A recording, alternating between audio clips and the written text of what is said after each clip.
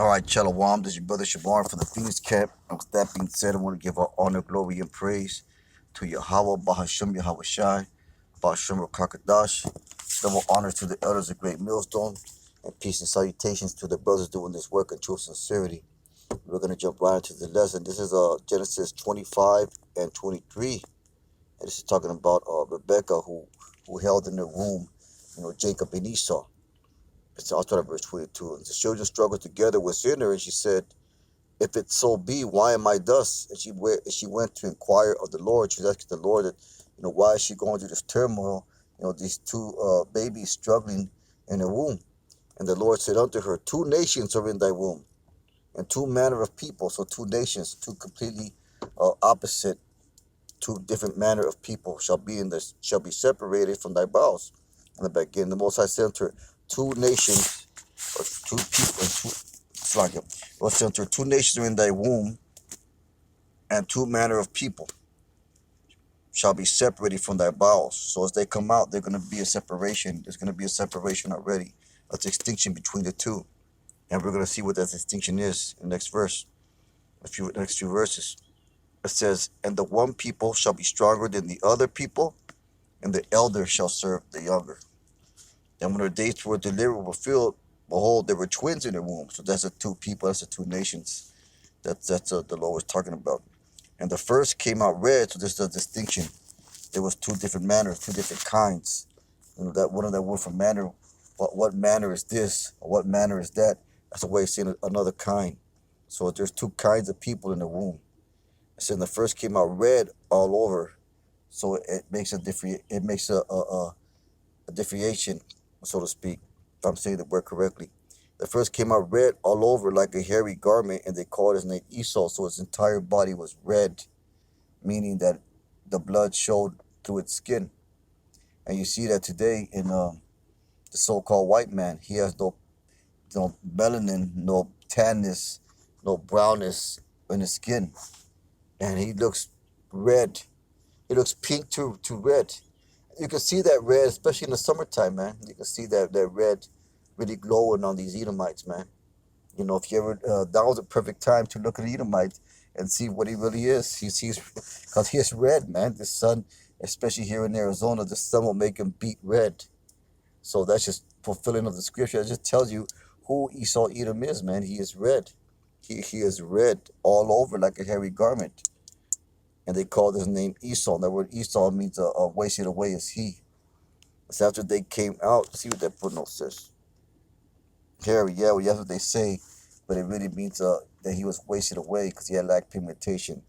That's another lesson that goes into different words and deception that Esau uses. It said, and after that came his brother out, and his hand took hold of Esau's heel, and his name was, so the first one born was named Esau. So what did the prophecy say?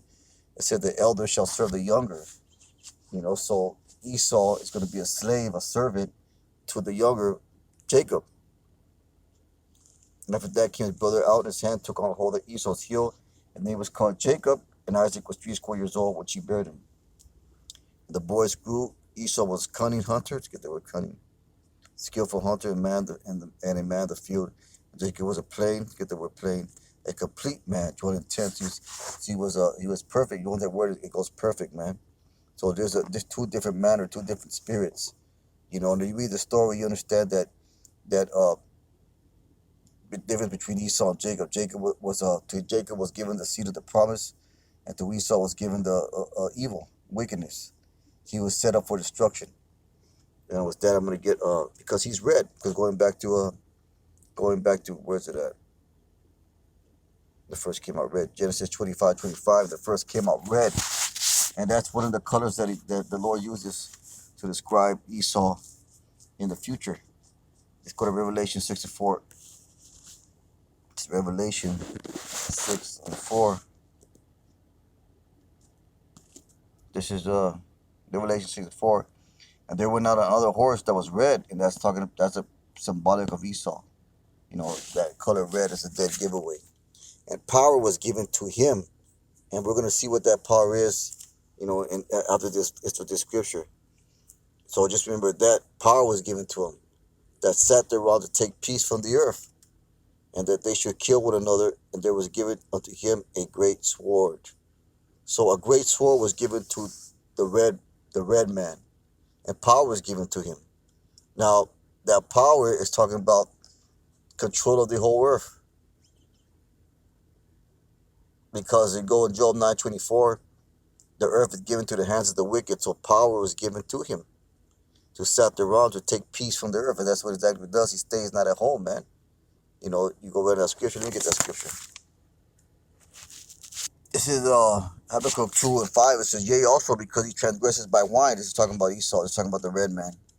And going back to Revelation, he takes peace from the earth. He is a proud man, neither keepeth at home, who enlarges his desire as hell and is as death, and as cannot be satisfied, but gathering to all nations and heaping to all people. How do that? He does it to war. He did this to war because America has been in constant conflict since its inception. So he does that to war. He going back to Revelation. So like Revelation 6:4, he take his peace from the earth, man. There went out another horse that was red, talking about Esau Edom, and the power was given unto him. Job 9:24, the earth is given to him to the wicked, that sat around and take peace from the earth. He gathered all nations to himself. He goes through war, man. That they should kill one another. That what war is. Should killing one another, and there was given unto him a great sword. That goes back to Genesis 27:39, because that's his blessing, man. Let's get that real quick. Genesis 27:39. And Isaac his father answered, said unto him, Behold, thy dwelling shall be the fan of the earth. This is the blessing that Isaac gave Esau, because he sold his birthright to Jacob, and now he's bitching about it. He's bitching about the deal that he made that he never intended to keep. Isaac his father answered and said unto him, Behold, thy dwelling shall be the fatness of the earth, and will do with heaven from above. So he's gonna have rulership over the earth, in the carnal sense, and in this present day and age. And by thy sword thou shalt live, and shalt serve thy brother. It shall come to pass that thou shalt dominion, that thou shalt break his yoke off thy neck. But the point of it is that by the sword thou shalt live. So going back to Habakkuk, he transgressed with wine, gathered upon nation to himself. Going back to Revelation 6:4, he take his peace from the earth, to war. And that's what sword ultimately signifies: war, violence, bloodshed, which all ties into war, because that was his blessing, man. And to prove that, let's get Psalms 17:13. So there's a lot of telltale signs of who Esau Edom is, according to the Bible. It's a lot. It says, Arise, O Lord, disappoint him. Who's that him? That him is talking about Esau Edom. Cast him down, and he's going to get cast down. Deliver my soul from the wicked, which is thy sword. So that's who he is, man. From man which are at hand, O Lord, from man of the world, key point, Job 9:24, which have their portion in this life, the fatness of the earth, and whose belly thou fillest with thy hid treasure. They are full of children, either rest utter something to babe. As for me, behold, thy face of righteous shall abide when I wake with thy likeness. Because his rulership is only temporal, and our rulership is going to be eternal. And he's going to serve us for 1,000 years of slavery, and who knows what the Lord's going to do with him after that. But these are just a few quick basic scriptures that go into who Esau Edom is, using that color red, man. But with that being said, just a real quick lesson. Most I will and hope was edifying. With that, I want to give our honor, glory, and praise to Yahweh Bashim Yahushai. Call Allah Yahweh Bashim Yahushai. Let's keep on pushing. Shalom.